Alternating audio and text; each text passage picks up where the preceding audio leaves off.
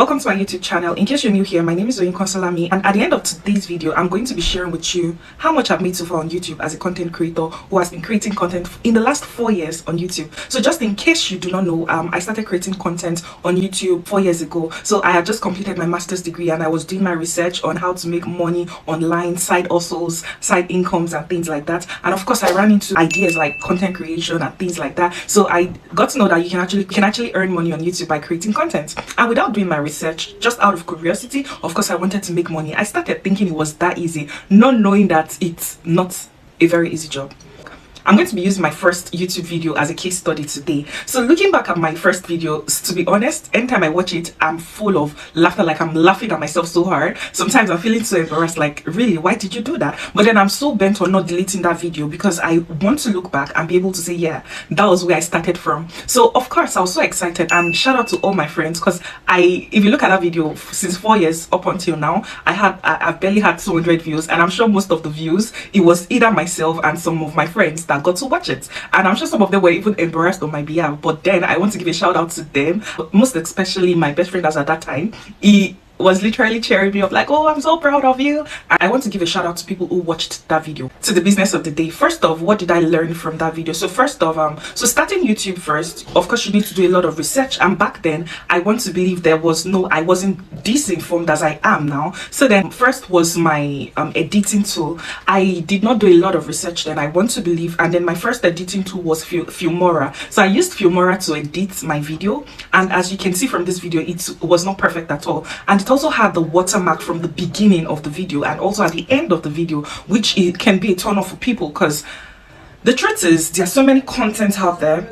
People get to watch a lot of videos. There's so many content, great content. People invest a lot in editing tools. People invest a lot in filming tools and things like that. And of course, someone that just started, I add the watermarks playing all over. This could be a turn off. So I would say, if you're a new YouTuber, you want to research on what editing tool you're going to be using. And thankfully today we have various editing tools to use, and later on I was able to get to know that, oh, I can use either InShot, which was very helpful, and later I also learned about Canva, which I've been using ever since then, and it has been a very great editing tool. You can also make use of the new feature on Instagram, which is Edit. You can go and check it out. It's also a great feature. I used it to edit recently and I really liked it. It's more like Canva. And also you can also make use of VMake. This is an amazing editing tool. I'm going to make another video about that, but let's just stick to the content for today. Another mistake I think I made when I started content creation was not working on my lighting, not working on clarity of my videos, and some of my videos were usually very blur. As you can see from this video, like the lighting was just all over the place, lights was going off and on. So as a new content creator or as a new YouTuber, when you're creating your content, I'm not saying you have to invest in, of course, a lot of LED lights and lighting like that, but also you want to consider cleaning your camera very well. And aside that, you want to also ensure that there's good lighting. So anything you're doing, there's like very good lighting where you're filming your video, if that makes sense. The next mistake I also think I made was, so my introduction video, the first 6 seconds of your video would actually determine that if people are going to continue watching your video to the end or not. So your first 6 seconds should include a hook, should include a controversial introduction, and also should include a storyline, an interesting storyline. People want to see drama, people want crazy, people want to see like, if you are not crazy, just do not go into content creation. Just do not expect to make any money on content creation. I think you're just going to be making a mistake. So then my introduction video was too long, I think, and then it was boring.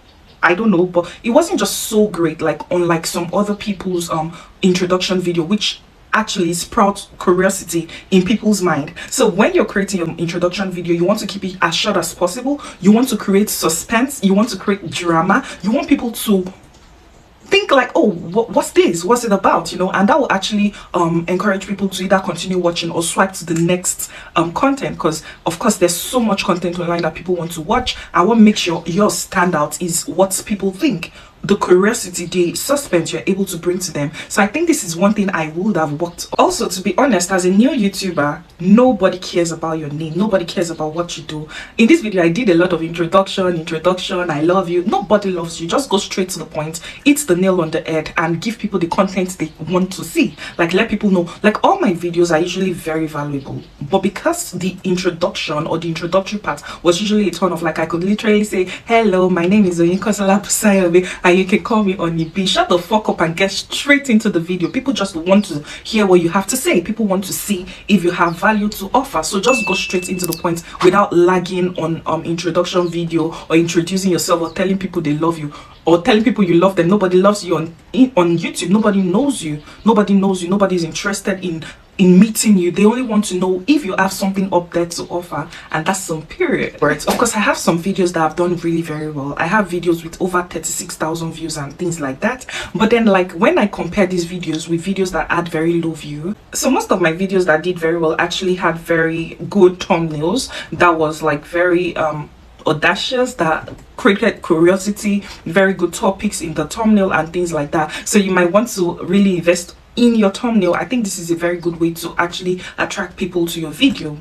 Okay, all right, now so to the business of the day. In the last 4 years, how much have I made on YouTube? The truth is I have made $0 on YouTube. I've not made any money on YouTube, and I'm actually going to put the blame on myself because I would say I've been very inconsistent. So there are times that life eats me hard and I'm like, fuck it, YouTube, you don't pay me, so stay here, and then later I'll come back again, and by the time I come, I'm being shadow banned and things like that. And again, do I have any regrets? No, I do not have any regrets. I've actually learned a lot on this platform. I've learned a lot as a content creator, and I'm getting better. You want to follow me on all my other social media platforms like on TikTok and Instagram. I am also very active there. And also, if you've watched this video to the end, you want to please give a follow, comment, drop your comments. What are your struggles? What are things you'll do better? And let me know if you have any suggestions for me, and I'll catch you in my next. Bye.